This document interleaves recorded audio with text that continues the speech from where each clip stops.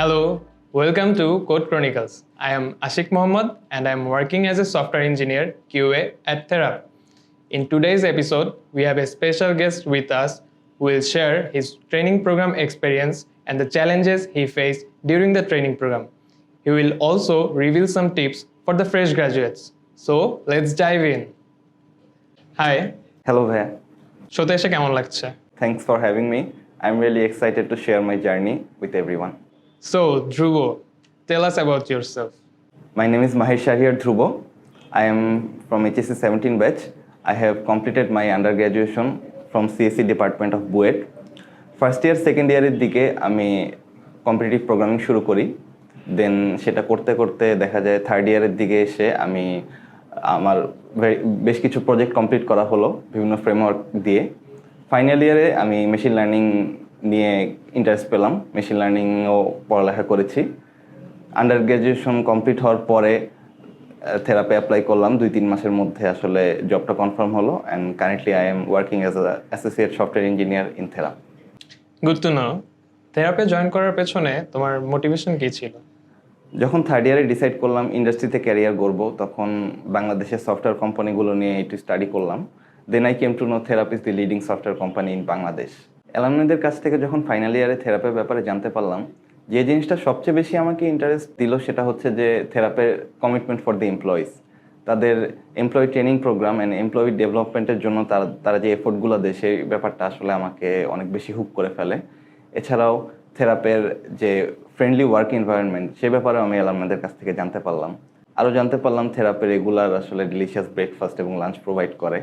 এছাড়াও থেরাপির নিজস্ব ফিল্ড আছে, যেটা খেলাধুলার সুযোগ তো তাহলে থাকবেই। আমি রেগুলার খেলাধুলা করতাম ভার্সিটি লাইফে। তো এই সবগুলো মিলে আসলে আমার থেরাপি অ্যাপ্লাই করা হয় আর কি, এবং আমি থেরাপিকে চুজ করি। Absolutely true. একটা কোম্পানিতে জয়েন করার ক্ষেত্রে সেখানের work culture, environment and other facilities like food, transportation এগুলো আসলেই অনেক ম্যাটার করে। So Dhruv, let's move on to expectation versus reality. Therapy training program শুরুর আগে তোমার যে এক্সপেকটেশনস ছিল অ্যান্ড ট্রেনিং প্রোগ্রাম শেষ হওয়ার পরে তুমি যে এক্সপিরিয়েন্স গ্যাদার করেছো সেটাকে কিভাবে কম্পেয়ার করবে? থ্যাংক ইউ ভাইয়া। আমার আসলে থেরাপির আসার পরে যে যখন ট্রেনিং প্রোগ্রামটা শুরু হলো, আমার এক্সপেকটেশন ছিল যে আমি ওয়েব ডেভেলপমেন্টের বেসিক যে কনসেপ্টগুলো আছে, ডিজাইন প্যাটার্নগুলো আছে এবং অন্যান্য যে ডিপ্লয় করা বা অন্যান্য কনভেনশনগুলো আছে, এগুলো নিয়ে আসলে একটা ডিপ আন্ডারস্ট্যান্ডিং থাকবে, যেন আমি আমার ফিউচারে আসলে প্রিপেয়ার করতে পারি নিজেকে ইন্ডাস্ট্রির জন্য। And my actual experience has truly exceeded my expectations. কারণ আমি এই টপিকগুলো জানা ছাড়াও আসলে যে হ্যান্ডস অন এক্সপিরিয়েন্স পেয়েছি with guidance of expert mentorship, সেটা আমাকে অনেক হেল্প করেছে। আমাদের ট্রেনিং প্রোগ্রামটাতে ভাস্টলি কভার করা হয়েছে জাভা, স্প্রিং অ্যান্ড হাইবারনেট এবং মোস্টলি ক্লিন কোডিং। তো আসলে এই কনসেপ্টগুলো নিয়ে আগে থেকে খুব বেশি আইডিয়া কখনোই ছিল না।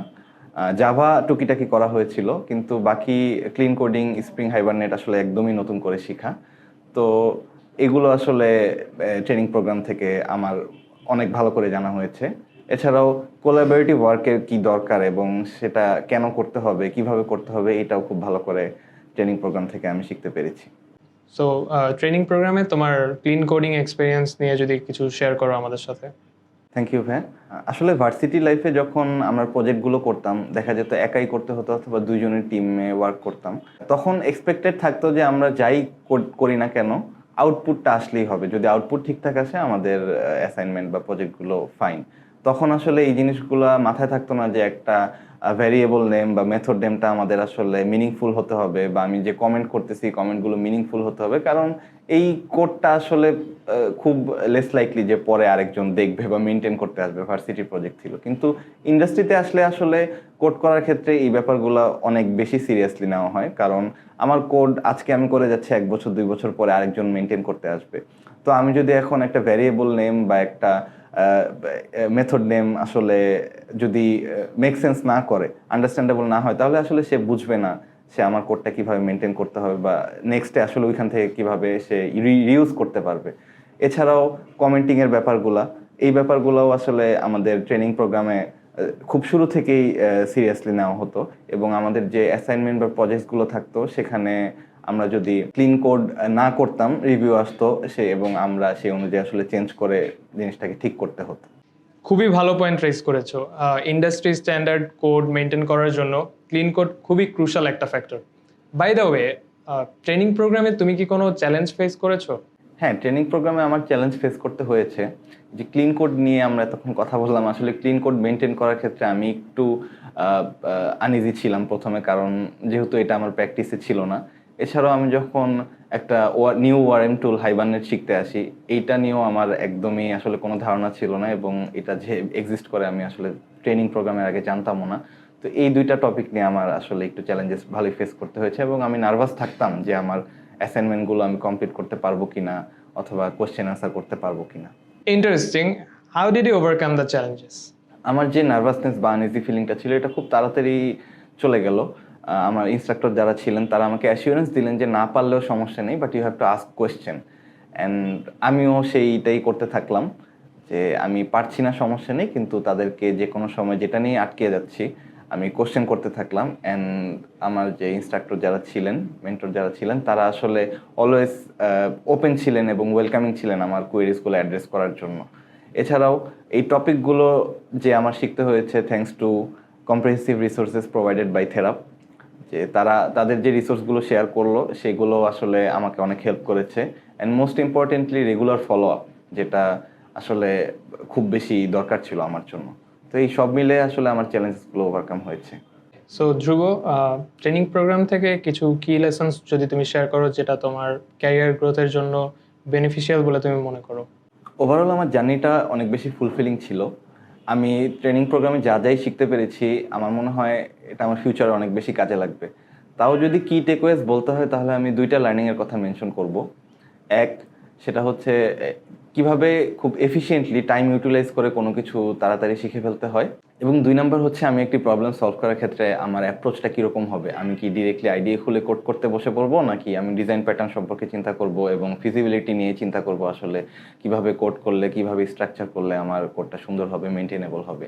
তো এই দুইটা ব্যাপার আসলে আমার কাছে মনে হয় আমার ইন্ডাস্ট্রিতে আমি যতদূর যাই আমার সবসময় আমাকে হেল্প করবে, থ্যাঙ্কস টু থেরাপ ট্রেনিং প্রোগ্রাম। এই দুটি ছিল আমার কি টেকওয়েজ। সো ধ্রুব, তুমি তো জানো আমাদের শোয়ের মেজরিটি অডিয়েন্স হচ্ছে ফ্রেশ গ্র্যাজুয়েটস। সো তাদের জন্য তোমার কি কোনো অ্যাডভাইস আছে? Sure, Bhai. My advices will be expressive in a respectful manner, practice communication skills, continuous self-development, try to be up to date with the new technologies, and most importantly, be yourself. Also, make sure you take part in all the coding competitions going on around you. আমরা প্রতি বছরই থেরাপে Java fest organise করে থাকি। এই কম্পিটিশনের main focus হচ্ছে AI এবং Java দিয়ে প্রজেক্ট বিল্ড করা। And guess what, registrations are open now. So join us at Therap Java Fest 2024 to unlock your coding potential and get the opportunity to learn from industry experts. To secure your seats, please visit www.therapjavafest.com. It was really nice talking with you, Dhruvo. Thanks for having me ভাইয়া। আমার নিজের stories এবং experience share করে আমার অনেক ভালো লেগেছে। Okay, let's move to question answer session. We got few questions from our last episode.